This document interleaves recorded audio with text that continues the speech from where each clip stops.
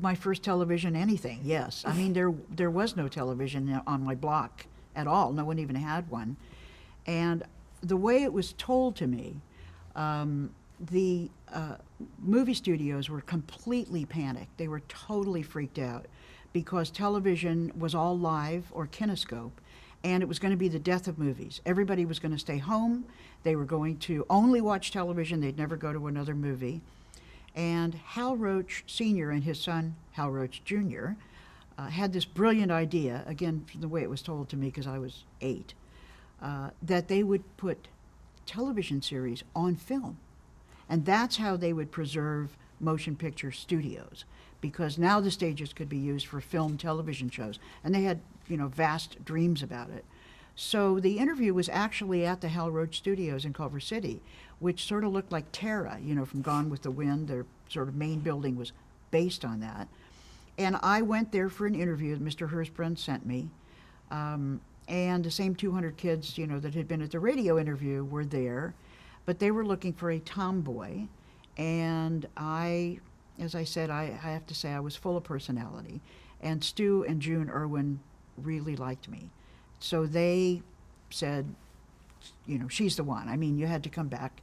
And the interesting thing was, it wasn't really my first television performance, because as I recall, when television first started and it was live in the 40s, there was suddenly so much air to fill. No one had anything to put on. We had test patterns, we had old Tom Mix movies, we had Laurel and Hardy. I mean, everything they could throw on the air was coming on. And one of the live shows was a children's talent show that Mrs. Meglin had her kids on, and I was the MC. And we did that, at some place on Melrose that was like where KTLA is maybe, or Channel 9, I'm not certain anymore, but it was definitely near Paramount. And so I emceed that, and that was really my first television performance, but it was live, with them moving the cameras back and forth and in and out and cables all over everything. But when I went for the interview and then finally got the part with the Trouble with Father, it was called, that was in 1950, and I think we started on a very rainy day in September of 1950. I think the studios felt there was a lot riding on this because of film. The family series, this really predated Ozzie and Harriet. This predated pretty much every family show you've ever heard of, If Father Knows Best.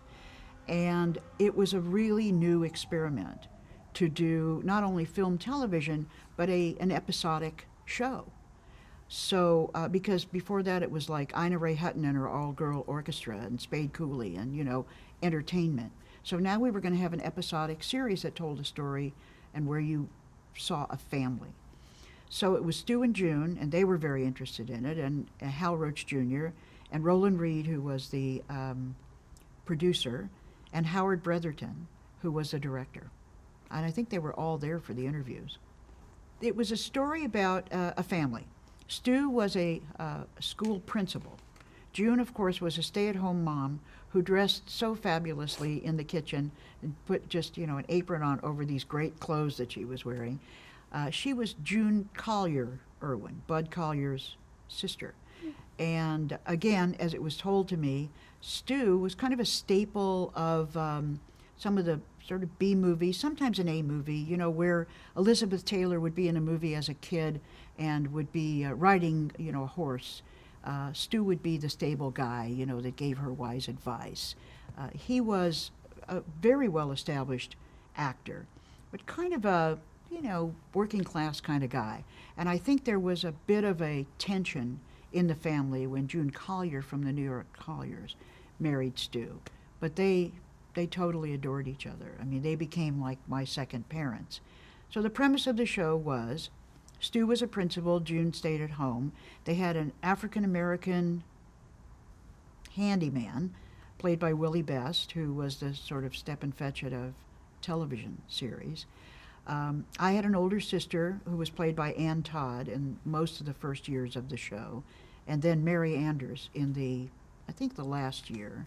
The show went for 6 years. Jackie was a smart tomboy who would get in trouble sometimes because she wanted to help people. Sometimes she'd get in trouble because she was just doing things that were really unusual.